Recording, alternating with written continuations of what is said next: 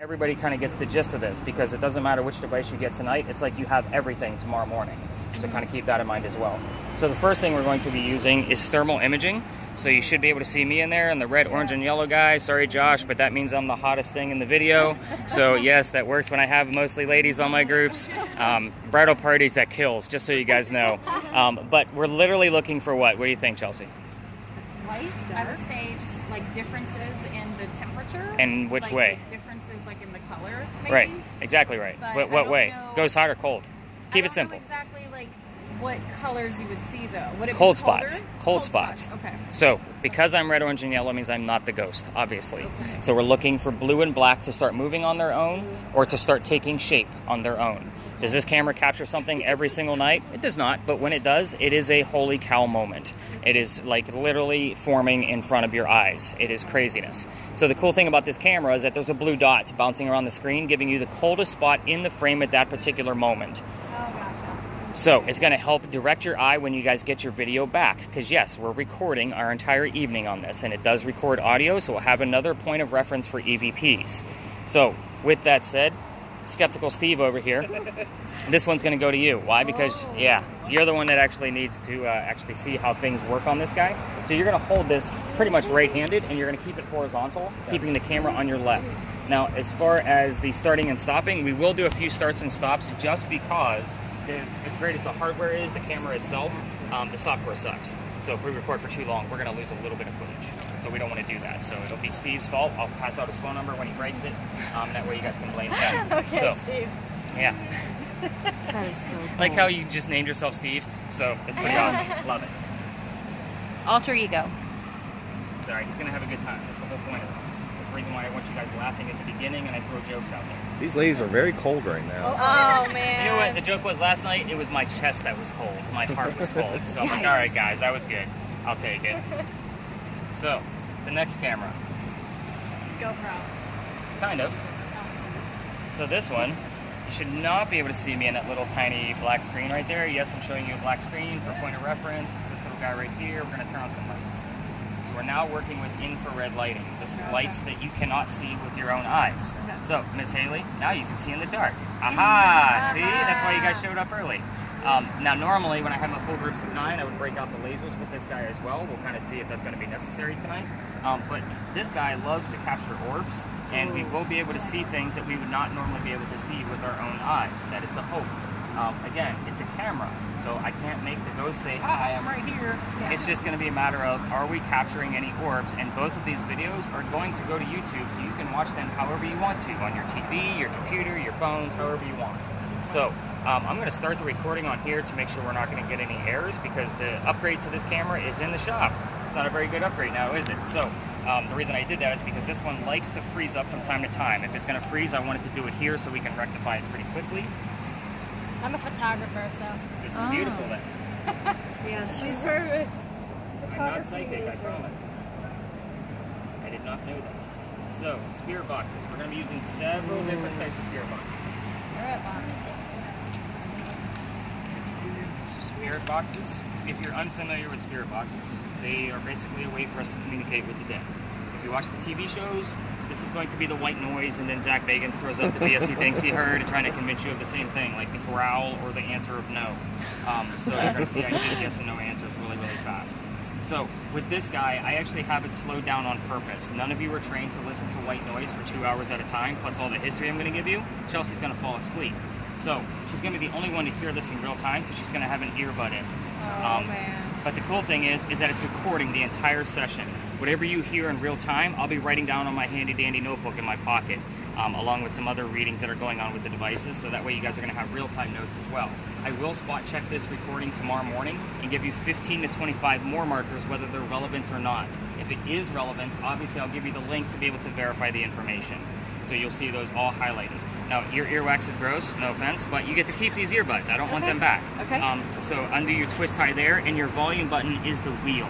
Okay. So I'm making sure it's turned all the way down for you, because the last person had it all the way turned up. Okay. And again, get those guys set up for you. And most people will actually only use one earbud, so that way you can hear me and play with the volume as much as you want. You can't mess up the recording, just so you know. So the only thing I need to do is just put on one earbud and then adjust volume. I don't have to do anything else. So basically, you're listening for I have it slowed down, remember. So the song lyrics, the DJs, and the commercials are going to slip through. That's what I want you to listen for. Okay. So if you hear Welcome to Charleston and buy a Dodge Ram today, I want to know that you heard Welcome to Charleston and buy a Dodge Ram today. I don't care if that it's a commercial. So I want to know what those keywords are. Yeah. This is a whole different method that they never advertise on TV, and it is very effective because we're going to be able to get a lot more pieces. Okay. Instead of just like crackling or whatever. Exactly. Gotcha. Yeah, it's the wheel next to the button. So the button is easy to feel because it stands out. So right in front of it is a wheel. You kind of have to press it a little bit so you can get the gist of it. Got it. Got it? Yep. Perfect. Thank you. Well, I watched Cake Boss when I was little. I used to watch Cake Boss when I was little. I'm with you. And Buddy, I don't know if you ever watched Cake Boss. They went through the old like factory, the cake factory, and were looking for like his dad's spirit, and that's exactly what they were using. And every time I think of a ghost, I think of us. All right. You seem like you're very chatty too. We're gonna have you go with this one. So this one, same thing. Only yours is not recording, so I'm gonna have to rely on you whenever you're hearing in real time of what you're capturing. So that way I can write it down. If I give you 4 hours of white noise, you guys are gonna kill me tomorrow and hunt me down. So again, your earwax is also gross. Undo the twist tie. Your volume button is a little easier to find. It's just scanning frequencies. Any kind of radio, DJ, song, lyric, commercial, whatever voice you hear. No matter how silly you think it might be, if you hear "drop it like it's hot," I want to know you heard "drop it like it's hot." So I have to tell you when I hear it. Yeah. Yes. So Just scream it out, Mom. I know the bugs are bad. This spirit box is going to replace what we call an ovulus. So if you watch the TV shows, an ovulus gives you words from time to time in the center of its little monitor there. It has 2 little prongs at the top. The reason why I like to use this one is because the ones on TV only have 2,000 terms and phrases in it. This has 36,000 terms and phrases in it, 18 times the amount a normal ghost hunting tool does. So the cool thing about this is it's going to save every term, whether it be one word or a whole phrase, to the list. So last night we only had 59 terms. It's actually pretty light for a 2-hour time frame, but I want you all to remember that this is a phone app. I have the upgraded version of it, but it is meant to try to scare us. That's the whole point of it, which means 80% of this, I'm just going to put it out there, it's going to be bullshit. It's not going to mean anything. The other 5 to 20% is going to be relevant to our location, a person in history we're talking about, or something going on with one of us. It happens all the time. Same thing with the other 2 spirit boxes that are already in play. So this one's going to go to you. So is this something that's going to make noise, or it's just going to pop words up? Pop words up. And I don't want to see every word that pops up. I will come to you when I want to see the list. Okay. So that way we're not out here till 4 in the morning. Because Chelsea forgot her sleeping. Vendor. We're going to get names right. Yeah, for sure. What's that? I like that you remember names. I don't remember names. I'm a writer. You're all characters. I know, I like that. What do you write, fiction? That's actually how I got started in all of this. Oh, I write okay. fiction about the afterlife. Oh, cool. And I've been doing that for over, God, I'm going to date myself again. We won't do that. R.L. We'll just say Stein. well over 2 decades that I've been doing that. So you're going to be my multitasker. So I like to show this off because this will make a whole lot more sense. You guys have seen these on TV, right? So these are basically kids' toys. We're not going to be using that tonight. But this is the same device in a digital format, only way more accurate. So the big numbers, anything that shows up 2.5 and higher, I want to know what's going on. Okay. That's going to measure electromagnetic fields. So anything from a parking meter, wiring, cell phones. But the gist behind this is that the spirit world can actually manipulate the magnetic field, and that's why we get these weird jolts from time to time. The bottom number is ambient temperature. Skeptical guy over here finds something on his camera, you and I can be able to debunk it or prove it with this little thermometer right here because it's measuring the air around it. That's what the bottom number is. You don't need to focus on it, we just like to have it at the ready. The last thing that it has, and we're not going to use this at every location, but it is definitely the coolest feature, has a motion sensor on it. If something gets close to that antenna, it's going to go off. I'm not touching it right now. The closer it gets, and obviously I'm touching it now, you're going to get different colors and different like buzzing sounds. So we're going to talk more about that at the location where we're going to start using that. So with that said, just get used to how those numbers work on the red screen, and we'll talk more as we kind of move along. Everybody's geared up. Josh is in charge. Go have fun. Let me know what happens. No, I'm kidding. Don't go anywhere. Wow, that was a joke, and nobody chuckled. Like you were ready to leave. We're like, I was going to the bar. He's going to the bar. He wants to see the temperature of his beer. So. All right, so of course there's a reason why we started here. So Big John's behind me. Of course the place is haunted. Is that thing frozen up yet? I still see the blinker at the top. Good. Awesome. That's wow. That fizz. Anybody know why water like does a I little do. fizz? Why? Because, is that Dasani? Mhm. It's because they put salt in the water, and that's why they sell it at all football games, stadiums, all this stuff, to make you thirsty. So when it opens, people hate Dasani because of that. It's funny. It's really the only bottled water. Okay.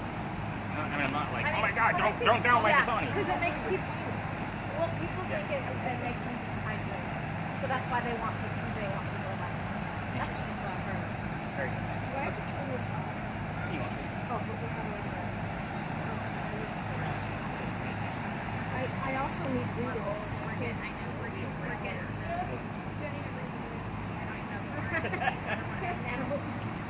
So, does she need to put it in both her ears or just No, just one.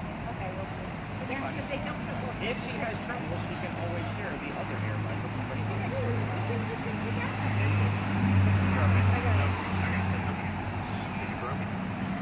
You're really the one that She has English. You guys see why I love my jobs? I mean, literally more than one short, because now things are brushing up against me. You're going to feel like there's something there all the time. Big John's behind me. The place is haunted, of course. That's why we started here. So, this place was named after a football player. His name was Big John Kennedy. He played for the 1947 New York Giants. Whenever I'm telling you the history of a location, I will always slow down on specific keywords for all of the spirit boxes that we're using tonight. I think we have 4 of them out tonight, so no, 3 of them out out of my 6. So I always have to stop and remember like which ones do I have out, because there are more. But anyway, I will slow down because of those are the kinds of keywords you'll be listening for because of the story. So this one will be 47 New York Giants and anything related to a bar. But anyway, back to the story. John used to sit in the back of this bar. He would tell his bartender if the cadets coming over from the Citadel, if they were old enough to drink or not. One night, 2 guys come over, they're not old enough to drink. So he has the bartender throw them out. He leaves pretty pissed off. Do you have something? No, it's carpet stain. I mean, unless there's there's carpet stain. Very interesting adventure. We're gonna see how this plays out. 2 guys come back the next day and he tries to steal the cash register from the front. So John sees what's going on. He slams down his beer probably spilled everywhere. He gets up and starts beating the hell out of these guys and he's pounding them right into the floor. A couple of gunshots go off. John gets hit in the back, but the bullet lands behind him in the wall. He gets up, after being the only one that's been shot, by the way, goes back to the bar and tells the bartender to get him another beer, get the 2 guys on the floor and ambulance. Real quick, Yes. I just heard the word shooting on mine. Not surprised. So we're going to see if something else pops up with that. So you're going to see at the next spot, as we talk more about these devices, I always look for a secondary verifier. Now, we do have carpet stain, but I can't verify that there was carpet inside Big John's at the time. And we're going to be talking about this bullet hole in the wall. So, normally if I tell you that the building is haunted, you automatically think of some kind of tragic death or a serial killer from a jail or something. But what's haunting this place is the bullet hole. It's allegedly still here. Even if the renovation of Big John's we're looking at filled it in, it means Big John's blood is inside the building. People that sit in the front of this bar tend to get a little queasy, nauseous, or headache. That's why we're here, for me to give you that heated warning. In the event somebody feels any of those type of symptoms, I need to know immediately. It is a very big deal. Yes, it does happen. So that way we can move this whole group and get that person to safety. Is that fair? Good what she got here. So, maybe it's probably a good thing that she's like that. So, again, that's part of the reason why we come here. That's people sit in the front of this bar, and I get them over here all the time because they all get the same text you guys got this morning, and everyone's like, oh, we'll just eat dinner at Big John's. They get this big, beautiful meal, and they can't finish it because they're a little nauseous. It happens all the time. Now, tonight, if anybody feels any of those symptoms, the first thing I'm going to do is I'm going to blame it on the heat humidity, just so everybody knows. That's always the first thing. This is obviously the hottest week of the year. We're going to blame it on that first. But with that said, let's talk about the same building before we move on. We had a big earthquake here in 1886. If you didn't already know that from another history tour, now you do. We all talk about it because we're supposed to have hurricanes, not earthquakes. This building is allegedly where the first death occurred from that earthquake. The white mansion you see in the middle of the building also wraps around the front on the East Bay Street busy side. A piece of it broke off during the earthquake, struck somebody in the back of the head and killed them. And they say that you can see this goes to the Northeast Bay Street in the middle of the night. And that came from the previous bar owner before it was Big John's again. So, I say allegedly a lot with that story because I don't have any proof other than word of mouth. I just say that so that way Saria's not worried about getting sick on the tour. So, kind of a segue. To break my thought, she's not paying attention anyway, so it's perfectly fine. I got some my ear. It's like I gotta listen to two. This is going to be a hysterical night. So, I'm like, wait, what? Wait, what? I'm waiting for like shots to be fired. Well, I did hear 22 and I heard gun. do you want to know why you heard 22? I haven't, was that, I don't know. That was the year Big John was born. Really? 1922, 1822. 19. Whoa. 22. Now, did you hear it as part of the year, or did you hear it as something else? It was almost like a conversation or maybe like an advertisement, and the only thing that was like, Andrew that was stood 22. out was just 22. Yeah. And it was like a man's voice. Because on if it a comes commercial. through, as far as male or female, I don't really care. It's about the words.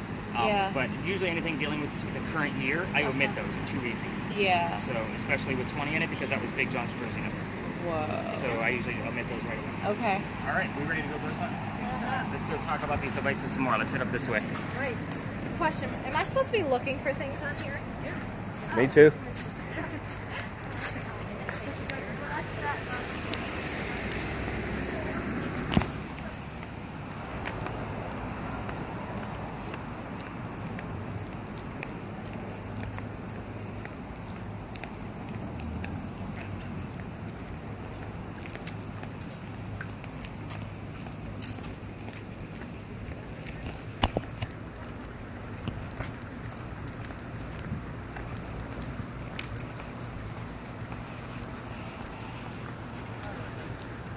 We're bringing up the rear. I'm going to give you a hard time all night, just so you know. You're my guy, because I can see the smile, which means you can take it. Perfect. All right, so welcome to your first location. This is a very brief stop, only so I can show 10 people how to use their devices, so we're definitely not going to be here much longer than the next 5 minutes or so. This is where we keep the horses for the carriage rides. Notice my voice dropped a little bit. Obviously, those windows don't have any glass in them. They can't hear us. It's another reason why we use earbuds with our spirit boxes now, because horses don't like white noise apparently, and like to scare the shit out of everybody by kicking that metal wall. So if you've never heard a hoof on a metal wall, it's not fun. It scares the hell out of even me. So it's pretty cool. The history here is really simple, and I made it that way on purpose, so that way we can talk about your devices, and I can set up some examples for you. So, the history here is really simple. This is the same red barn that held horses that had, they used to deliver milk and eggs to the residents of Charleston. So we're talking 1860s to 1940s. So, with that said, the keywords here are going to be delivery, milk, and eggs. Let's talk spirit boxes, because there's 3 of them in play. 2 that we can't hear, actually all 3 of them we can't hear tonight. So we're here, because I have another one. That's a air speaker on it. This is not a Ouija board, this is not television, okay? So just kind of keep that in mind. What's the first question everybody wants to ask a communication device like a Ouija board? Yes or no? Yes or no question, right? Like what?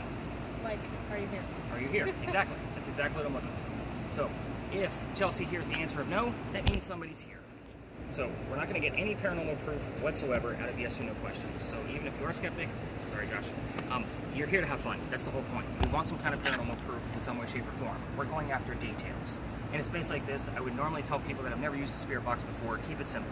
Ask a question you already know, like, if somebody's here, tell me what color the big red barn is. It's a pretty easy question, right? Because obviously now we're listening and looking for the color red because Amy has the word list. So, keep in mind that the 2 red spirit boxes are using song lyrics and DJs to convey messages back to us. The word red might not be available, but fire truck, blood, heart, those 3 things are specifically red. I would take that as a great answer. So what color is the big red barn? Fire truck. I'm good with that. However, most of the night, I'm going to wait for a secondary verifier, like shooting and 22, like what we had over there, to kind of verify what's actually happening. So I wasn't going to write down shooting until we had the 22 to go along with it. The example I normally give here is if Amy's word list has the word art on it, that doesn't mean anything by itself over here, but then Sarita here is the number 40 on hers. Art Faircloth was number 40 on Big John's team. You guys see where we're going to be putting all these clues together, and a lot of times tonight I'm going to say that's a good start. We're going to wait to see what happens, because yes, I am going to withhold information from you on purpose. I want everybody here to have a genuine experience, and that way when something does happen, I can be able to verify it, like the 1922 Big John's birthday. So, very interesting, because the month of his birthday showed up here last night. Wow. Yeah, so we had September, which is very interesting. So, cameras. First off, let's start with both cameras that are in play tonight. As people are walking by, and we are going to be in spaces where there's going to be parked cars. People do not like to be filmed. People don't like to be filmed, and they also don't like their cars to be filmed. They're checking to see if they're ghosts? Is that what you're doing? I wanted to see if it actually picked up people, but it does. I'm joking. Okay, we're good. So, I wasn't even thinking. I'm just like in a if I do kind of like an Andy's coming because somebody's going to be going to their vehicle, obviously we don't film cars for too long. Alright. You know, especially with Josh's camera. If I was a car thief, that would be my first tool because it looks like a cell phone and people don't know what the hell I'm doing with it, and I can see the heat signature of every single car based on how long it's been sitting there. Cool. So it's exactly why we don't film cars for too long. But let's start with your camera, Josh. Go ahead and point at me. Even though I just told you not to actually film people, I do want you to keep one of us from this group in the frame most of the night if you can. The reason for that is we're going to be the warmest things out here, and it's going to give us an array of color. So that way it's much easier to find those cold spots when we have all the colors on the screen. It froze. Because you broke it. It's because you were filming people. Let's fix the frame. So, the other thing you're going to try to do is you're going to try to keep the sky out of view. The reason for that is because there's no surface on the sky. That blue dot will automatically go to the sky if it's in view, and therefore it will not be able to help us when we're viewing it later on. Okay. It said ghost hunting experience. No, it didn't. It said ghost hunt. That's what it Ghost hunt, yeah, that's what I meant. And then I read below it. Ghost hunting experience. Is it good? should be now. So, some of the spaces we're going to, Josh, that's going to be impossible to keep the sky out of view. But just do your best. You don't know me, I again, got it. If the blue dot isn't going to be able to help us out, it won't be able to help us out in that specific area. All right, Blue as far dot as down your there. camera, because we're not using lasers tonight, you're basically just a filmmaker, and the fact that you're All a right. photographer, this kind of just works out. So the Perfect. slower the movements out of both of you, the much easier it is to be able to watch these videos. All right. So, I mean, Don't be like yeah, slamming it around. you got Okay. it. Question. This is a different color now. It's not as purpley, or does that not matter? It's gonna like shift a little bit just because All we right. have a little bit of light coming through All from right. the cars. Oh, and you're right. so I watch a lot of these videos. Can y'all tell? All right. Does everybody have a basic gist except for Kendra? Because I'm gonna work with her on that motion sensor at the next stop. Have we heard anything before we move on? I heard 44 when I was walking over here before you mentioned the 40 thing. But You it's got hard to 44 hear already? things. It's hard to hear things because it's kind of like a lot of static. I'm asking you to use your senses in a way you've never done it before. Okay. This is not easy. But Okay. number 44 is relevant to the next space we're going to. Yes, I heard 44 when we were walking over. I'm not surprised. So, here's what I'm going to tell you about the spaces we're going to. This space, well, obviously Big John's and the space we're going to, they can kind of bleed over. We might even still get things from Big John's at our next space across the street. We're relatively close to the same proximity. After we leave that space, we're going to be going 3 blocks away, so the next 3 locations are in proximity, so they bleed over all the time too. 44 is actually very relevant to the next space we're going to. Now, I'm almost concerned, based on the number that you heard, if it's actually relevant to Big John, or if it's going to be relevant to the 44 that she heard, which is very interesting indeed. All right, so Why are you concerned? Are we going to get an attachment? I'm not getting concerned. I'm more like, where is it supposed to go? Like right now, to me, it belongs to Big John because we just talked about the shooting. But we also have 44, and 22 is relevant to that particular story as well. So I need to know, like, where does it really belong? You guys see where I'm going Yeah. with that? So 44 to Big John's is the teammates, whatever. No. That was 40. No, 40. you guys don't know what the 44 means. I Gotcha. haven't revealed it yet. All right, cool. All right, let's head over to the next stop and see if we can capture. Amy, how's your word list coming? You got anything coming up? Factors, seeds, and shove. Were the You have seeds? Yeah. Beautiful. Go. And now I know where it belongs.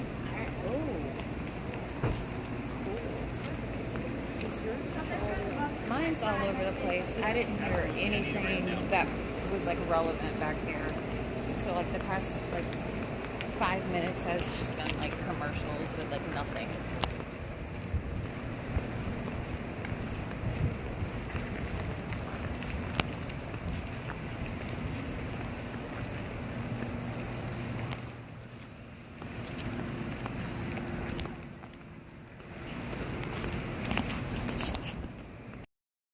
You had it all lined up. I know, Right. because if I do this, I can't see it. If I go like this, you know. How about bear? B-A-R-E. Yep. But you're smell the menstruation section. Charles Pinckney was a governor for South Carolina. So we'll see if something else pops up around that. Whenever I bring Struck. As far as whenever I bring out the tablets, just so you guys know, I always like to show you the mugshot. What did you get? Struck. I always like to show you the mugshot. And I kind of go around the room. We're a smaller group tonight, so we don't need to like everything we're talking about. You guys want to phone me right now anyway. So this is Eliza Lucas Pinckney. Now, we did not explain earlier. I wanted to see if something else was going to pop up, but this is the second wife named Eliza. We get the word second. So it's kind of like that's why I paused for a minute because I'm like, did I tell you about the first wife? The first wife, her maiden name also starts with the letter L. There's Eliza Lamb Pinckney. This is Eliza Lucas Pinckney. So again, I was waiting for one of the maiden names to pop up somewhere with the word second, but none of you actually heard Lamb or Lucas. Again, you already know that she married Charles when she was 22. He was 45. Again, over double. So 44 was the year they were married. 45 was his age. As far as what happened to the mansion, since we're pretty much standing right in the middle of it right now, this is the only photograph we have of where you're standing right now. This is the Pinckney mansion after the fire damage of 1861. This happened on December 11th of that particular year. So I was looking for 12/11/61 along with the word fire, flame, smoke, anything lands to fire. So again, we didn't get any of those things that we caught in no time. Maybe I'll capture it in the morning when I'm going to spot checking. Now, every Charleston tour is going to tell you about a great fire or whatever year it happened in. This one is actually going to be. I'm sorry, we just got fear now. I should be fearing you. Is that what she's telling me? I should be fearing I all of don't you? know. Because I'm not a them, you're a them. I hate So, that. This is the fire of 1861. You are standing on this little tiny green dot over here on the right-hand side of the map. This is obviously the entire peninsula of Charleston. It literally went from one side to the other. Like, this is $5 to $9 million worth of damage in 1861. How does that translate to today? A lot. Yeah. All I know. So that's all of the photos. Let's go through the rest of the answers. I have my bag going up as I'm pouring in. The children. Anybody ask about the kids? I did. We did get the word mother, but I was waiting for like the number to go along with that. There were 4 children total. Charles, you already know about, signer of the Constitution, boring guy. So the next child, his name was Thomas. He fought in the Revolutionary War battle of Camden, which is southwest of here. He was shot in his left thigh near his kneecap, very close to his kneecap, and he was captured by the British. When he was released, it left him on McLean the rest of his days. So I'll be looking for the name Thomas as I kind of go through there. You did get on your knees. I did catch that little blip of me being heard. She is swaying a little bit. Again, sometimes people have to look for names. It's not. But we didn't get another one right away. Did you have a number come up with that? We didn't get anything else related to Thomas, so again, I'll be looking for those things that the names obviously not going to be down. The next child is one I asked everybody not to compare with. This is Baby George. Baby George does not have a grave or a headstone. Here's where it gets a little weird. It is a possibility, my theory alone, that they would have mummified this child and kept him right here in home, waiting for his mother to pass. So when you have the word sacrifice, I'm like, yeah, he died of other causes. He wasn't a sacrifice. This is a very religious family. I'm not going to put the word sacrifice on there. But basically, he was waiting to be buried with his mother. Again, this is my theory because you cannot Google mummy baby and not expect a phone call from the government. I can't prove any of this. Yeah. Just so you know. Even with the resources I have, it's a matter of like, yeah, you wouldn't make that. Yeah. The next child, her name was Harriet, the only daughter. She married in Horry. So Myrtle Beach is in Horry County. It's 2.5 hours north of here. It wouldn't have been a 2.5-hour car ride for her to go see her daughter. Lots of letter writing back and forth. So when Harriet does show up here, which is very seldom, we do get terms like quill, ink, pen, those type of letter writing type tools that'll pop up around that. Eliza's death. She was 70 years old when she died in 1793. It's a long time for a woman to be living during colonial times, by the way. She was going to Philadelphia, getting treatments for whatever they thought she had. It turned out to be breast cancer. We didn't know what breast cancer was completely yet in 1793. We're going based off of her medical records today. Now, when she was up in Philadelphia, she died there. It's also where she's buried. So, that should answer 2 questions for you. First off, Stories in the Cemetery, the tour that you're on does not take you to actual cemeteries. Why? Because you get more activity, because none of you are going to hang out, by the way, by your grave when you're gone. You're going to go to your mansions 400 miles away, which is why we go to spaces like this, instead of walking through a graveyard. The other thing is Baby George. If my theory is true, they would have transported Baby George from this space all the way to Philadelphia by horse and carriage to be buried with his mom. Again, no proof of that anywhere. Can't find it. Who wants to take a guess at the president that was the pallbearer, now that you know the year, 1793? I'm not good at years. Jefferson. Washington. And it's actually good that he answered incorrectly. First off, I'll point out that Washington, this was his own request. He wanted to pay homage to Eliza because her indigo helped get his country started with all of the commerce that she brought. The other piece is, he only had 13 governors, right? The Pinckneys were always in office. So I had office. she had governor. That's closer. I'm just kidding, I'm teasing. So here's why that's actually a good thing that he answered incorrectly. When we got here, I told you all that I would not be giving you questions like, what color is George Washington's white horse? I do that on purpose. I put George Washington in the back of all of your brains, and you started deducting even at the very beginning, like trying to figure out which president it was and kind of trying to come up with it. None of you gave me the right answer, even though I gave you another opportunity to give me the right answer because George Washington was in the back of your brain, and you still passed with a fail because none of you could give me the right answer. It's a good thing. That means none of you are subject to subliminal messaging, and I did that purposely. It's the only game I'll play all night long, I promise. It's just kind of, I'm the wordsmith here, I get one. So, this was interesting, just because it seemed like we had more clues coming into the space than we did actually in the space. So we'll kind of see what goes on as I'm going through the data. Now, the next location is a little different than this one. This is an intelligent haunting. We can ask questions, get answers, fingers crossed. The next space is a residual haunting. It's a lot different than this. It's kind of a ghost hunting 101 crash course for everybody. You're going to see how this is going to work. We're not going to be able to ask questions there, but here's how the devices are going to go down. First off, Kendra, let's go ahead and turn off that motion sensor. Hit the white button first, then the antenna, because you're going to ignore your readings along the way because the parking meters are going to make it go off, and it'll just be annoying to you. So you can even ignore the numbers. Cameras, we're not going to be recording until we get into. You can flip it over.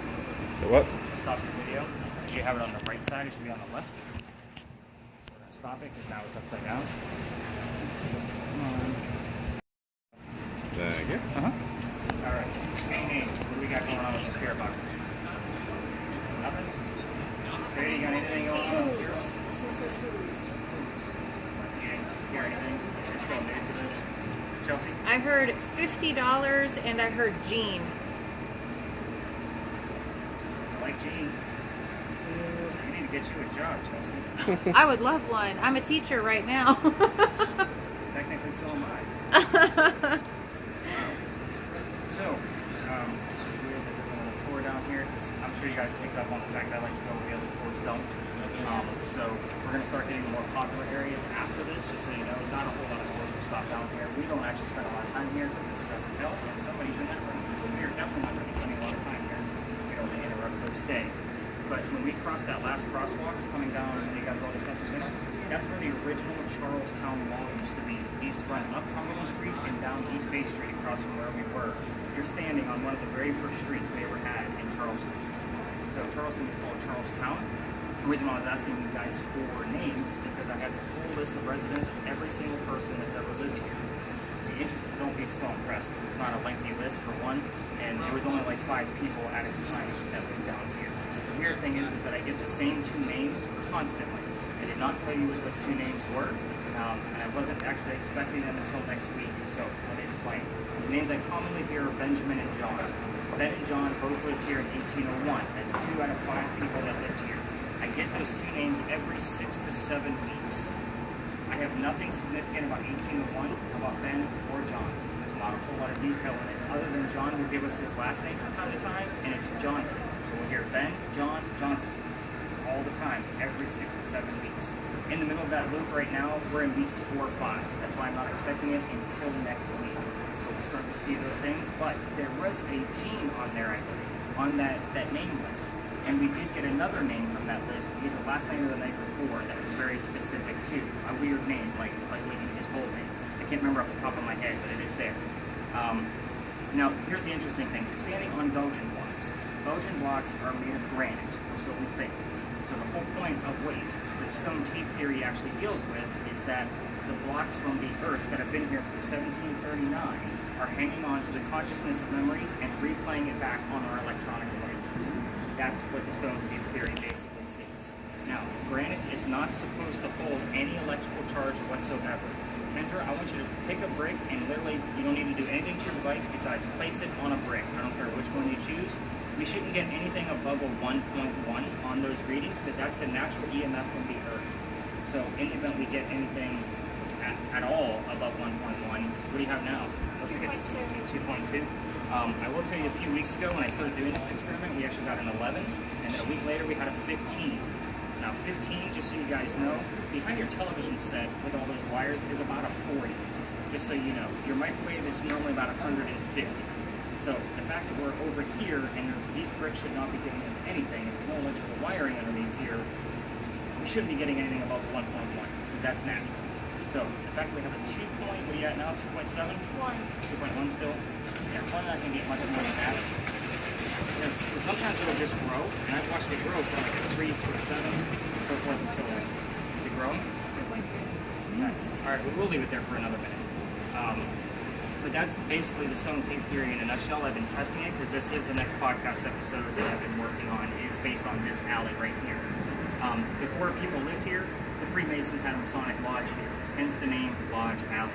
So we do get terms wrapped around Freemasons. Obviously the word Mason, we have that show up. And we do get the word Illuminati on the 2 red spirit boxes that show up all the time. Here's the funny thing about the word Illuminati. You two are listening to radio stations. Who the hell is talking about the Illuminati on the radio? Because that's where it normally comes from. The second thing is, why do I only hear it when we're in this space? So, 6 times last year in this location, 3 times so far this year. And we're in the middle of July, hopefully it'll show up more later on. We'll kind of see what happens with that. But I'm not looking for it, it just happens. And a lot of times people will hear it on the way in before I even tell you that Freemasons actually had a lodge. So it's just a very interesting space indeed. We do get a lot of orbs that will show up on Neely's camera, so we'll see what happens when I'm reviewing the video here. This is one of the major hotspots for orbs, just so everybody knows. The next space we're going to go to, have we got anything above that 2.3? 2.4. Okay, we're going to go ahead and call it on that one. I'll write down 2.2 to 2.4. But the next space we're going to go to is another alley. Here's the weird thing. I can't take you all the way through that alley. Why? Because I need to test it. There's a reason. You guys have all the fancy lights and all the noise makers and the cameras and all of that. And it is residential at the end. So it's not fair for my group of 10 to try to navigate around the 20 to 60 other people from other tours for you guys to investigate. And it is an active space, which means as I'm telling you that story, it'll start to stir things up. The cool thing is the main character from that next story, today is his birthday. So hopefully, fingers crossed, we will start to hear those 7s that I normally hear around that location. We've already got another number. The number 59 is relevant to that story, and we heard it back at the Pinky Mansion site, which is literally about a block and a half catty corner away from where we're going. So again, very interesting that you heard that number way back there. We're going to see if we're going to stir up a whole lot more activity after that. As we cut through, we're going to finish walking through this alley. We're going to be in a neighborhood, so both videos will be turned off as we exit. So we don't want to record in neighborhoods. People get real funny about that. And I'll be going across the street and going to the right, just so everybody knows like how to follow me. This isn't a super large group. I'll be easy to spot. Any words show up on your end? Watch. Is that one way box? She should have used this thing at all, did she? Those were the reasons we started. Yeah, kind of think so. Let me just hit that circle back. You got it. And you're supposed to show her this stuff. What are you doing? I knew them all. Had them out.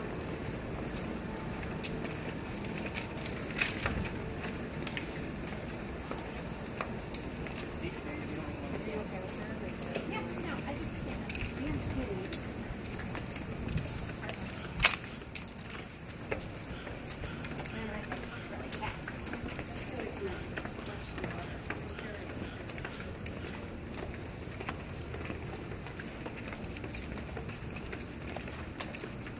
no, I just can't. Stop those videos.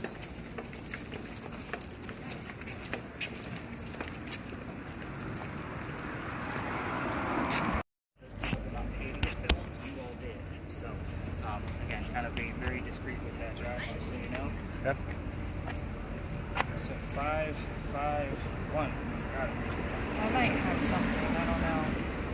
Clark Kent? Anything else on your, have you heard anything else? I heard 11. William either convicted or evicted, and then I heard purchase across India. I like William. Okay. And you said you had 11? Mhm. I'm writing it down. I don't know what it means, but I'm going to find out. It's very Okay. specific too. The 551, not that it's not relevant, but that's 3 numbers. I'm looking at it as, like, I normally look at dates, like May of 51. That's how I would look at those normally. May of 51. So, let's talk about where the heck we are.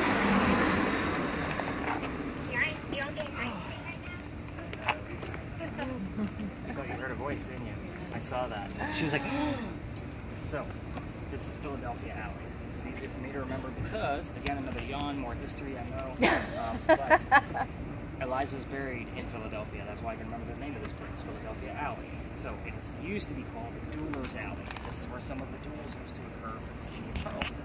I'll talk about one specific duel because it actually happened. Now, obviously, I'm going to tell you this campfire ghost story a lot differently because you're going to need details. You're ghost hunting. You're not just sitting around a campfire. I just heard Charles. Not surprised by that either. It's Charles Pinckney, the husband. Very on the other side of that building. Yeah, I wouldn't be surprised if you hear terms wrapped around Eliza too. So that happens too. Even though the other, like the Eliza we spoke about, is buried in Philly, the first wife Eliza is buried over here with him. So very interesting. I can't. It's because my nose, so I need to like put it so my eyes can go around. And then she wonders why people are looking at her funny when we're walking down the street. She's like, why are they staring at me? I don't understand. Anyway, so let's kind of get into this story. And by the way, the main character today is his birthday. So again, July 7th, 7-7. We get 7s here all the time, normally in doubles, just so you know. Let's kind of get into it. I keep staring at his shirt now, by the way, now that you guys pointed it out. That haunted, he wears that at the Haunted Museum. Doctor moves down here from Rhode Island. His name is Joseph Brown Ladd. He moves down here because his fiancée Amanda just inherited a bunch of money, and she has an attorney that's helping her out with all of this money. Obviously, this money came from her dead parents. The attorney thinks that the doctor is just after Amanda's cash, so he tells Amanda to get rid of the doctor. To prove that he's not after her money, he comes to Charleston. So the coachman that brought him into town set him up to be robbed and killed. It wasn't a very good start to his stay in Charleston. There's somebody walking by the name of Ralph Isaacs. Now, I'm going to stop on Ralph because you're ghost hunting. Ralph has the same initials as where the doctor came from, R.I. Rhode Island, Ralph Isaacs. We always need the secondary clue because R.I. shows up here a lot, just like the double 7s. But anyway, Ralph says, dude, you don't want to stay here. I know this guy. He's got a gunman inside. He's going to try to rob you and take all your cash. So he's like, I got some friends at 59 Church Street where you can actually stay, and they'll rent you a room. The doctor takes him up on that offer, and the two become friends. Now, the longer the doctor's here, the more money he's making, and he's doing really well for himself. And he becomes known as the Whistling Doctor because Amanda's moving down soon. Now, every haunted city you've ever been in has a cliche whistling ghost. I guarantee it. It's just one of those things that just happens to be. But I actually have the proof. I'll explain more at the end.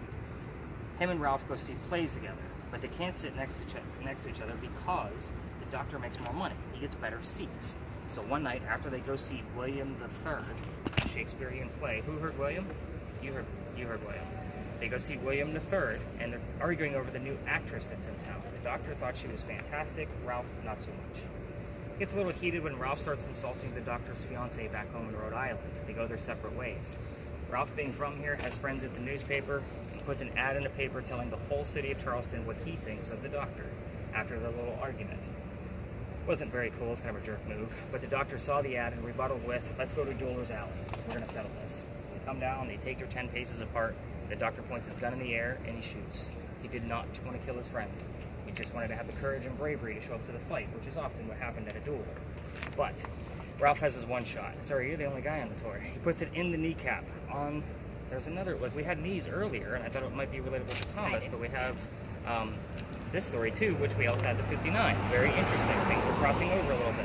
He puts it in the kneecap, but then the doctor doesn't die either. He drops it around, and his friends pick him up, carry him home to 59 Church Street, where he dies 10 days later, after refusing medical treatment. You have to remember, he's a doctor. He probably tried to bleed out this bullet himself.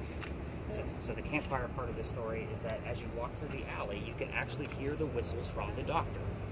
If you're going to do this without your phones later on, after I'm not with you, because I'm going to explain why I got booted out of here in just a minute, turn on your phone's voice recorder and listen to it later. The whistles in the background are going to be very faint if it's the actual doctor. Keep in mind, all the locals know the story. We all throw a damn whistle down that alley every single time we pass by it. And that includes from the Queen Street side. I do it every night. We're going to end right up there. My garage is right there. I have to pass the alley in order to get to my car. So when my daughter's on the tour with us, we actually race to see who's actually going to throw the whistle first. So just keep that in mind. It's not going to be very loud. So normally I would take, when I first started these tours, I would take everybody all the way through it. This is how I got in trouble. I would always show off the fact that this alley didn't always come all the way through. This alley was many things before it was a dueller's alley as well, and actually held livestock for the city of Charlestown. But the bricks on the other side are older than the bricks that we're looking at. Like this here. There's sun-dried bricks from slave children. There's handprints in one of those bricks, and there are fingerprint swipes from the kids that had to overturn those bricks to bake them in the sun. I'd always point it out just because it's part of our history. We got all caught on, and I'm all about the actual history of this location, right? So everybody wants to try to put a spirit box or an EMF or something near it, and I treat that the same way I do a grave. The kid's not staring at that brick anymore. There's no reason for anybody to be hovering around it. Well, one night, November 26th of 2020, yes, it's a very specific date that I remember. You're going to see why here in just a moment. My entire group of 10 wants to huddle around that brick and try to get a reading out of it. Well, it's outside the gentleman's dining room window of his beautiful mansion at the end of the alley. He'd come out screaming. He was not very happy with me. We'll just say it was awful. But with that said, yeah, I wasn't supposed to be there. So I'm the new guy on the block. I'm playing that card, and we move on. The next night is, I don't have a tour because it's Thanksgiving. That's November 27th. I worked in retail management for over 21 years. You can imagine why I finally took a Thanksgiving off. So with that, the next day, I get a phone call from the tourism office. It's November 28th right now. November 28th, the tourism office asked me to either reroute my tour or go down halfway like everybody else. I decided it's not fair to my 10 to work around 20 to 60. We're going to reroute, even though I don't believe in the story I'm going to tell you next. I do believe in it now. Here's why. On our way, before we leave, somebody hears the name Anne on a spirit box. I did not tell them who we were going to be investigating. We were going to be looking into the female pirate of Anne Bonny. We get there, I told what little bit I did know about the crazy pirate story. I'm a vampire guy. I'm not buying the pirate story at all at the time. Somebody else hears the number 300 on another spirit box. I have no idea what it means till I look at the data the next day. We were there on November 28th of 2020. Anne Bonny's trial for piracy was November 28th of 1720. We were there on her exact 300-year anniversary of her pirate trial. So now I keep taking you guys back there night after night, and I will tell you it is a hit or miss location. We're either going to have a shit ton that comes up or absolutely nothing. So that's kind of the way this location goes. Now the Pinckney Mansion site started off strong, ended weak. Like, I'm very honest with you guys from start to finish. If anything, I've had to read a crap ton of pirate books to be able to piece this together to gather as much pirate lore facts that I possibly can to be able to verify the things that are starting to come through. If anything, you're going to learn a whole hell of a lot of things about pirates. So, I say, what do we have going on with yours? You had an Edna. I don't know who that is. Yep. Okay, so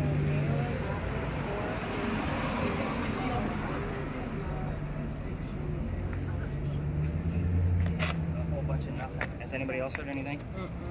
Okay. So if you guys want to continue videoing, you can, but we're going to be walking up to the next location, and we're going to kind of find our spot, just because that is a very popular corner. Spirit boxes definitely keep your, spirit boxes up in your ears, and obviously keep watching your screen. Kendra, you're definitely going to be in full effect at the last stop, so keep ignoring your numbers. Good job. Okay. So, but yeah, let's head up to the next space, and let's go talk about some crazy I heard pirates. 3-3 or 4-3-3. I'm not sure. 8-4-3. They call it for 8-4-3. On the radio, they're saying that. It's nothing important.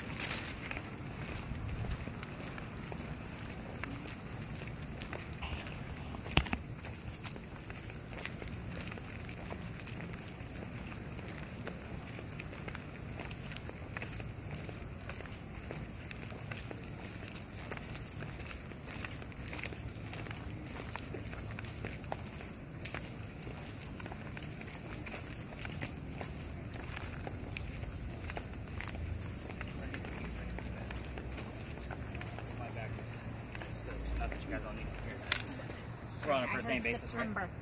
September. Yeah. The duel was in. Surgery. Now you're getting shit at the last minute. Awesome. The Powder Magazine, where we're at now, like when you guys see your real-time notes. Yeah, you can. This is where you're going to see like most of the notes come from the real-time notes, because you guys all get the gist of how to listen to your spirit boxes by this point. So we have surgery in September. That duel took place in October. I want to say he died in November, so that's a note on that one. Man, you guys got me really rattling my brain today, like digging for numbers and dates and names and all. Like, who the hell is Edna? Like, I don't know who the hell Edna is. All right, so we're gonna be talking. Have you gotten anything else? I'm sorry. You look like you're waiting to tell me. I heard Silver still there. I don't know. I heard Houston, Texas. Prayers, war. So I'm gonna write down Silver still there, and I'll tell you why here in a minute, because that's actually a different story. See, I was telling Haley along the way here, I wait to see if other evidence steers me in a different direction. That's going to steer me in a different direction. Okay. And then you said prayers. We're near the church. We're going to get a lot of religious terms. That happens all the time. Notice you guys didn't tell me any religious terms until we got into this vicinity. So, not that I want to point that out, where you guys are just telling me all kinds of religious terms on a ghost hunt, but we're near St. Philip Church, which is our tallest steeple. So here's why Silver's still there is actually very intriguing. This is a myth or legend, but it is very interesting on how this is going to go about. There's two different sides to the cemetery. Yes, I know, more history. Josh has already... I love history. Oh, you were like stifling a yawn, it looked like you had this... I'm playing with my teeth. Oh.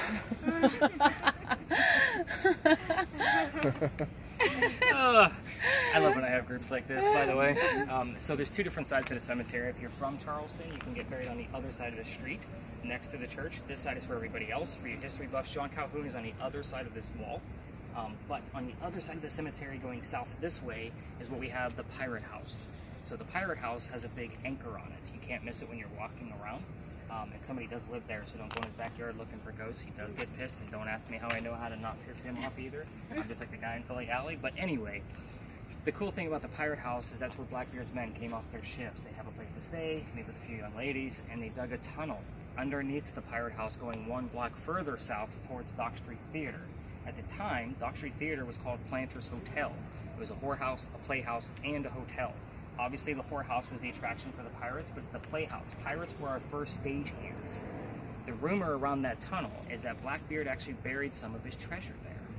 But we did fill in that tunnel in the 1990s. Now, I normally jot that off as a myth or a legend, but you just told me Silver is still there. So I don't know what's underneath that tunnel, and it is filled in.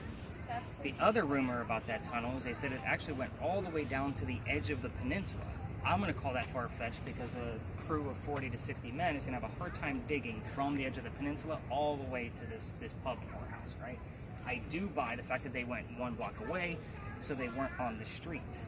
So that way they wouldn't be getting arrested. So again, it wasn't as compact as it is now. It was very, wide open. So pirates would have been very obvious walking around the city.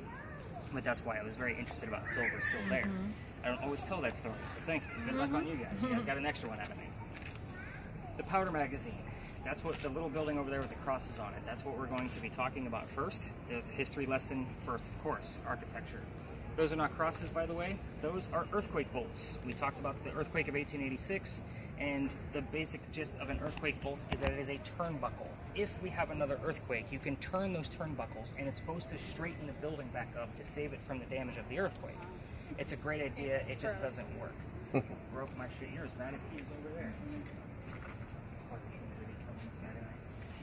So we only lost 3 minutes out of that session. No big deal. But yeah, those earthquake bolts don't actually work.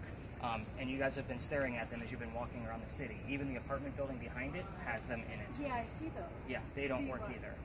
See the little squares? The little squares? Yep. But I will tell you Some that of them are round, right? we decorate them as, like they almost look like a ceiling lamp, like the decoration where you put around your ceiling fan. Right. Or they're in the shape of lions or pineapples or whatever it is you guys are seeing. It's just part of the Charleston charm. The reason I bring these up specifically is because these are the first set of earthquake bolts that Charleston put in, because this is the oldest government building in South Carolina. This thing was finished in 1713. We are here because this building is a familiar. It's like using a toy to attract a child ghost. We don't have any buildings this old. And notice I said government building. We do have more that are around this age, but none that can actually be proven. Now, we talked about the Charlestown walls earlier when we were back at Lodge Alley. Y'all remember that? The garage behind you, that's where the wall stood. It went up Cumberland Street and then just past the powder magazine and started going south behind me this way, putting the powder magazine into the corners on purpose. It's holding gunpowder for wars. So we did hear the word war too, didn't you? Somebody heard that word. I did. Oh, I didn't write it down. But the reason why it's up here in the corner, in the furthermost portion of the corner, is because the water's this way. If it gets attacked from a pirate ship or Revolutionary warship, it's going to have a hard time reaching the powder magazine to attack it. But if it does, the walls are 32 inches thick. It's going to have a hard time blasting all the way through. But if it does, there's sand in the roof that's supposed to go up in the air with the explosion and fall to put out the fire of the gunpowder. The sand is still there because sand does not disintegrate. However, that's another great idea that doesn't work. We had another powder magazine closer to the battery, much closer to the water, got attacked, sand went up, the building burned down. It doesn't exist anymore. This one has just never been attacked. That's why, because it's so far away. So now it's a museum. If you ever need to get out of our heat or our cold in January, it's a good $5 to go spend and see the artillery and the uniforms from the 7 different wars that it served in. Very interesting space indeed. So this building took 10 years to build. Does that sound like our government? 10 years small building? No, not at all. I'll answer for you. But in the middle of this 10 years is when our story begins. Follow me, there's a lot of twists. We're talking pirates. I gotta dance around a little bit. So, young lady moves here from Ireland. Her name is Anne Cormack. She moves here with her father and his mistress. Yeah, you can have a seat, chill out. It's a couple minute story. So, story time. I should have brought the log and the matches. We could have blended up. But anyway, so she's with her father and his mistress. The mistress is her mom. Is everybody with me so far? Yes. The three of them are running away from his wife. How pissed off was she that you got to get on a boat and leave the country? Just saying. They land in Georgetown, which is just north of here. Dad buys a plantation. Mom dies pretty quickly. That means he has to send young Anne down here to Charlestown to be able to sell anything from the plantation to keep things afloat. Young Anne back home in Ireland was kind of a badass. They say she actually killed one of her servants when she was only 10 or 12 years old with a knife to the belly. Like, this is a hardcore chick. I want you to just have that mentality of her as we go through the rest of the story. Fast forward, building's done in 1713. Pirates are coming through town in 1715. Anne's gonna fall in love so she can have her freedom pretty quickly. Guy number 1. This turns out to be James Bonney. Yes, I'm gonna keep tally because there's a handful of them. James Bonney is a filthy pirate and Dad doesn't approve. They run away to Jamaica, they get married. Anne Cormack becomes Anne Bonny, your most famous female pirate of the Golden Age. When they get down there, this guy is not who she wanted. He's not Captain Jack Sparrow. Right? Because that's who everybody wants to get married to. That's true. Funny thing is where we get to the next guy. So, this guy's a privateer, which means he's a spy for the British, aka he's a coward. So this is not who she wants. A few years later, she falls in love again. This guy's name is John Rackham, aka Calico Jack.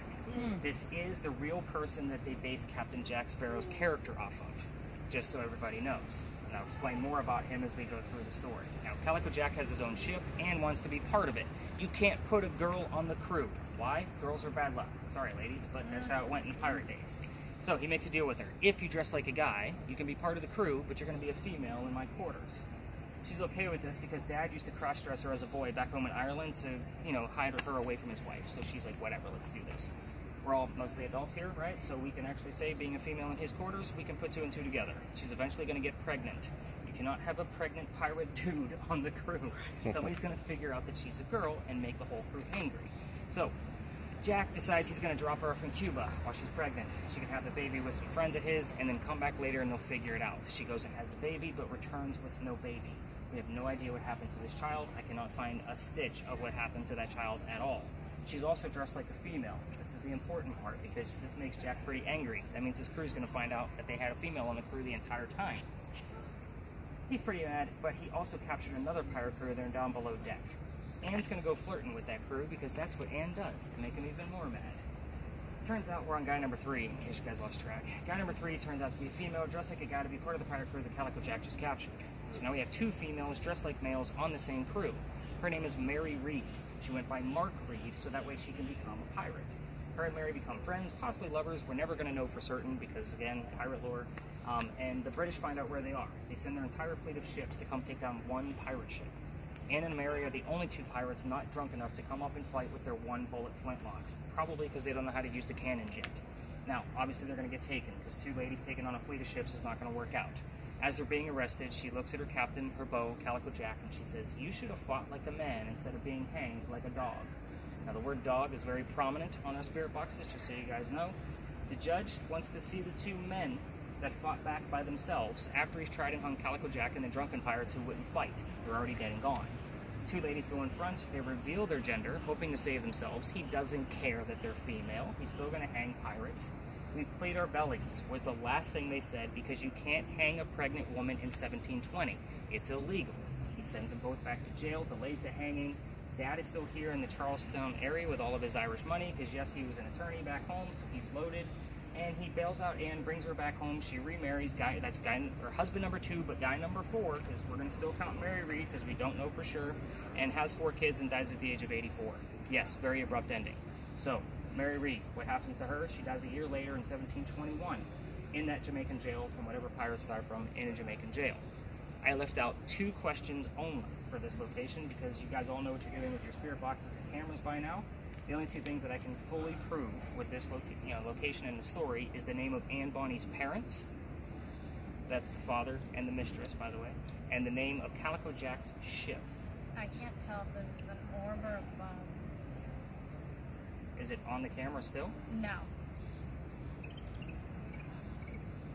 The cricket says it's a bug. Weird.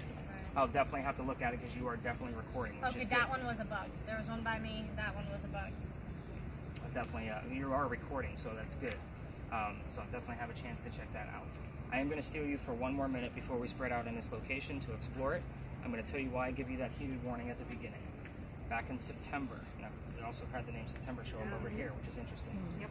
I brought my group back here, full group, 8 to 9 people. I don't remember the exact number, but as soon as we get back here, the kid next to me goes white as a ghost and starts to pass out. I literally have to pick him up by his armpit, and his boyfriend picks him up on the other side, and we take him over to that wall over there.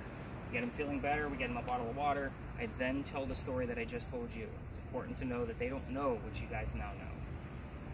After I spread everybody out to go play with your devices, one last hurrah and last location, they pull me aside and say, "Nick, we have to tell you, we are 2 transgender males," meaning I had 2 females dressed as males, just like Anne and Mary in the story. Oh my god. These are the uncanny things that I see all That's the time. crazy. Psychics and mediums, I will tell you, about 50% of them don't make it all the way through what you guys just went through. The Pinckney Mansion usually drops them like a hat because we normally have much higher readings on Kendra's device. We just didn't see them tonight. We only had a 5 in that location. So, again, we are going to end. I'm going to, once I spread you guys out and tell you what we can do here, I'm going to go over by that wall and wait for you guys to start coming back. You're going to know right away within like 5 minutes if we actually have a legit haunting going on tonight or not. So you can, with the cameras, go to the front of the powder magazine, which means you have to exit the lot and make a left on the other side of those bushes, because we're looking at the right or the left-hand side of the building. Get some footage of the front if you'd like, just don't interrupt the other tours. Spirit boxes, obviously you can go up front with them if you'd like, but we do get a lot of activity over here. Kendra, your device is not going to give us numbers in this location. It's a dead EMF spot. I want you to focus on the color of Anne Bonny's hair and see if she'll show you what color her hair is. But that's by using the REM pod. You'll have to pull up your antenna and then the white button in the back. It's going to be all about that. Now, the closer you get to the bushes and the corners of the lot, you're going to see big spikes, 2 electrical poles, parking meters on the other side. That's why I say just ignore the numbers in this location, unless you're like back here and you have like a 15. That's when I'm noticing. Frozen. Damn, I hope we didn't lose that orb. I was going to stop it and restart it. Just to make Yeah, I sure. should have done that. We still have like an hour and a half so far with the video. Part of the crew, part of the ship. Exhausting. So hopefully we got some good stuff. Part of the crew, part of the ship. Alright, so let's get the spirit boxes turned up. So if I see anything, should I turn it off after it's like gone? Just so it yeah, doesn't. just so it's right at the edge Alright. of one of the splices. Do you like any of these words? I'm gonna find out here. You have hang? Is that what I see? Have it? No. See how the mind play tricks on me? Cells you were talking Yeah.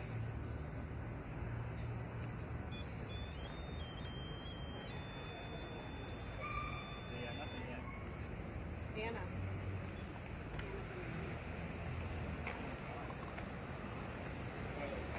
Wait.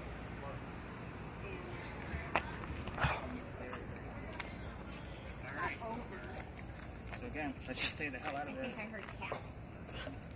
So, the cats you guys saw earlier, we normally have one over here that I named Jack for obvious reasons. So hopefully Jack will be back. Oh, I hope Jack comes around. He's very friendly, by the way. I heard healing, injury. I heard 7-7. I heard Bonnie. And I heard communication failed. You know, she just had Anna show up on her work. So now we have the full name. Her Wow. name wasn't Anna, but it's damn close. She just heard Bonnie Yep. on hers. I had a bunch of red. I don't know what Mine red just all means. blank. It's all just part of the aesthetic of the game. Mine just all blank. It And I went. asked her what her hair was. Is her name Anne? Is she? That's who she's asking. Anne. A-N-N-E. Okay. So Living. Do I need to tell you every time it blinks? no, just let me know if you get an actual hair color. Like it stays on one? That's when I'll be super stoked. What? Okay, this is so stupid. What's a powder magazine? Did you? Gunpowder. Okay. Okay. And magazine is that? That's the type of building. Gotcha. It's like a mill.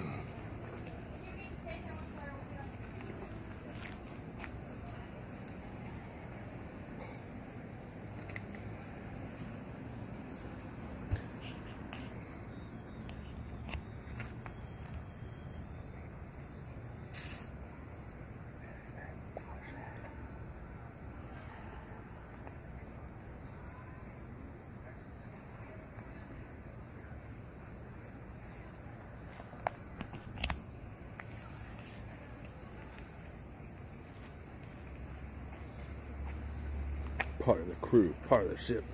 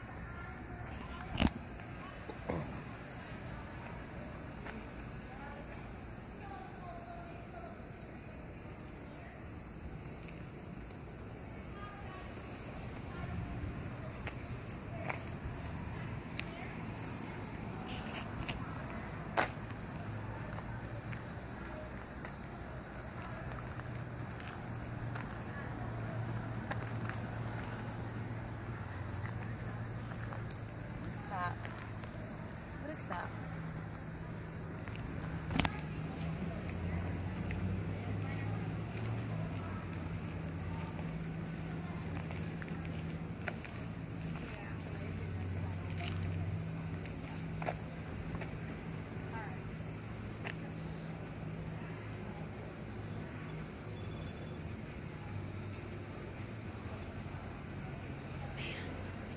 Look at all this stuff I'm hearing. Hey, here, are you taking that? Our little darling, 17 Christopher, family died of famine. You just really gotta, I can't explain it.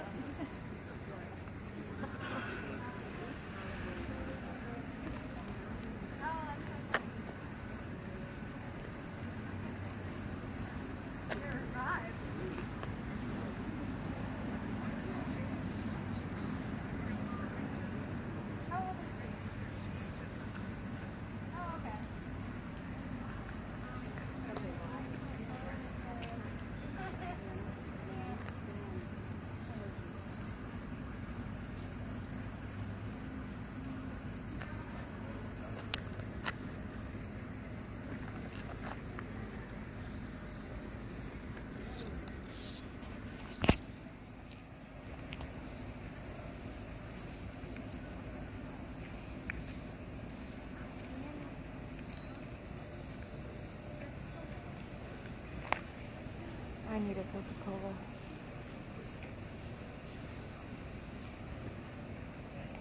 Yeah. I want the real. They're both like die-hard.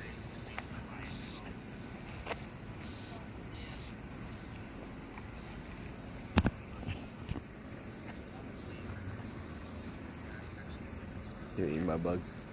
Huh? I'm getting destroyed by bugs. Are you? I love you. What do we do? You okay?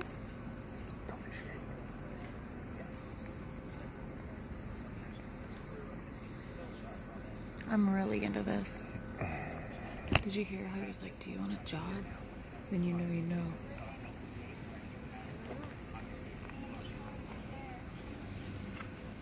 Come this way.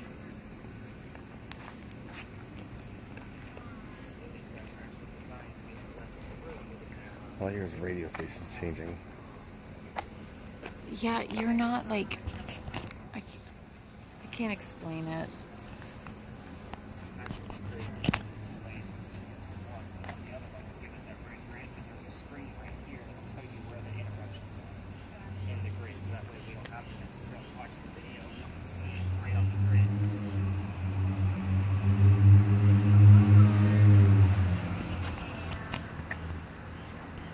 All right, Chelsea, what do you got? Okay. I have our little darling, 17 Christopher.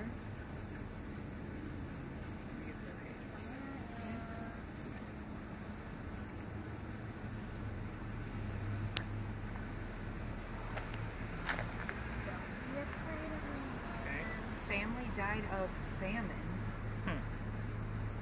Thought of losing.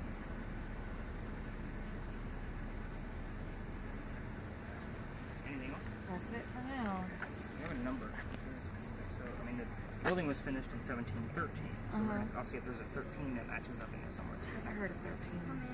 So, how you doing on your crazy camera? That one likes to act up in here. So if you haven't seen anything like weird operationally, probably don't have much. Should I move? Should I go somewhere else? It's up to you. You're the one in charge. It's your tour. Kendra, you got any colors? No. Kind of just blank screen. A couple little blips from your Yeah. motions. I had like a 5, Where at? like right there. Yeah, that's parking meters, and the electrical lines for the parking meters are under the sidewalk. Oh, gotcha. So that's why. All right, I'm gonna follow up with Amy and kind of see what's going on with her and see if anything kind of matches up with yours.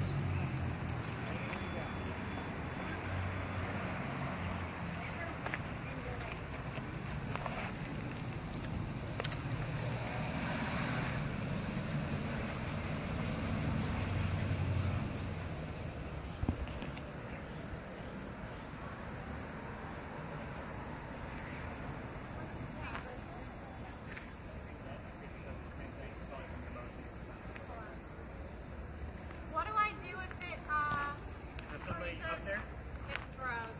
Do I hold this button in front You hold the front button. It'll shut off, and then you turn that one back on again. and then hold it down the front one again?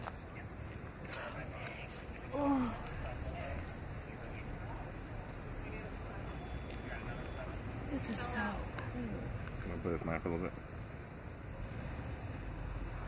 Yeah. So what's the secret?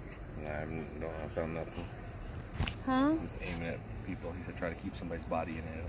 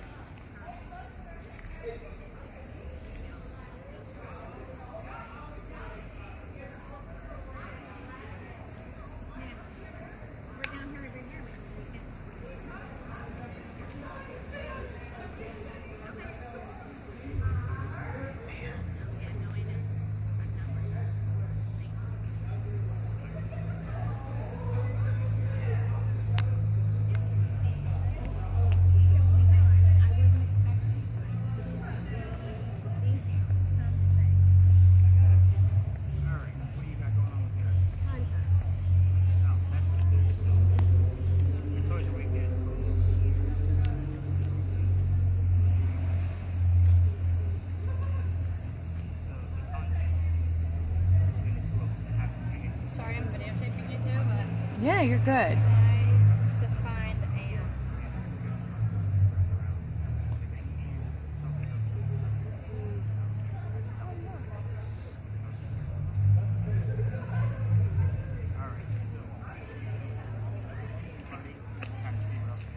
Chelsea, you got anything else? Yeah, so let's see. Rattle them off. Let's see if they're relevant. Okay, I heard Allie, defamation, other entities, and I heard 60 and 89. She's good at this, guys. I know. So she's doing a good job. I can't. 60, 89. So defamation is huge.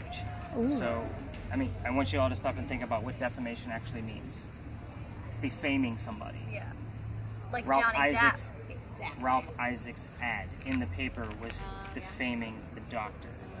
So again, you guys have a lot of clues wrapped around the doctor. We have the number 7 spelled out on the word list, which was really cool. You had the word alley, obviously another. Damn. What was the other one? You have 60, 89, and then I didn't write that. Other entities. I thought that was weird. Yes and no. Normally, if I have a good psychic on the tour, they normally see somebody by this bush over here, but it throws me off every time. Because 2 psychics so far have seen somebody in blue uniform, and it doesn't make sense to me. We're in the South. It would have been a gray uniform. So it just doesn't make any sense to me why they keep saying blue. And again, and the orb that I showed Haley earlier was actually right in this space where we're all standing right now. So I'll show that to you here in just a moment. So let me break out the tablet again, get you guys the 2 measly answers. Kendra, I've already given you the answer of red. We didn't get it, so that's kind of disappointing.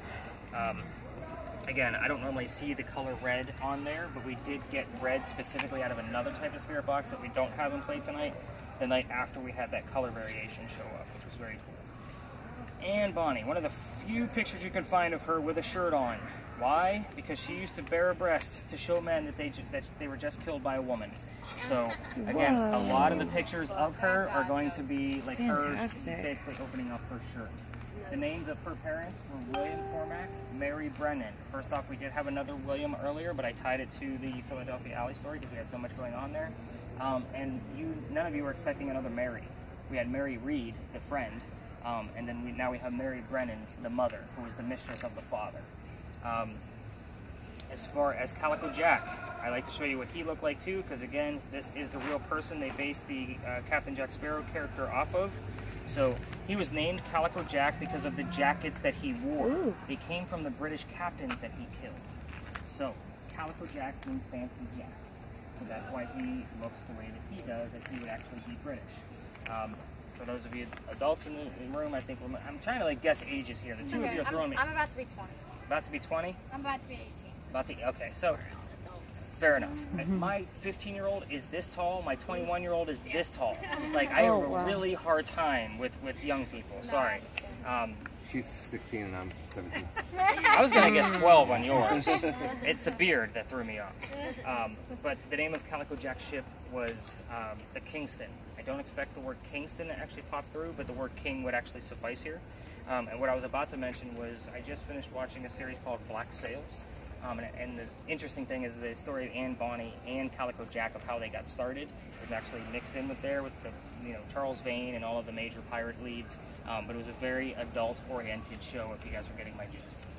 So with that, the Calico Jack character was probably my favorite just because of how quirky he was. And it shows you why they would base a character like that for Captain Jack Sparrow. I mean, I've read all the original pirate logs and all that stuff that I could get my hands on, so I could try to piece all this together for you.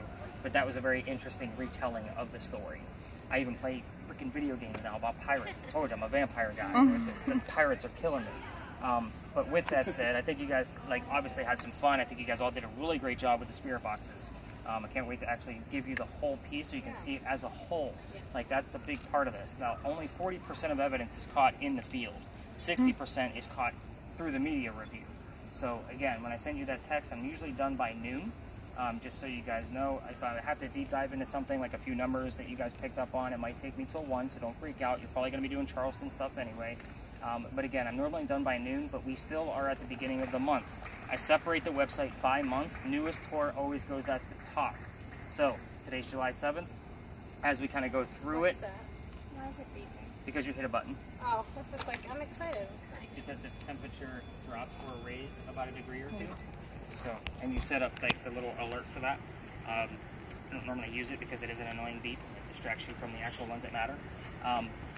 But anyway, I'm normally done by noon, so we'll kind of see what happens. You guys did give me a lot to type up, but there's a lot there. So everything is downloadable. All the videos will go to YouTube, so you can save the links for that.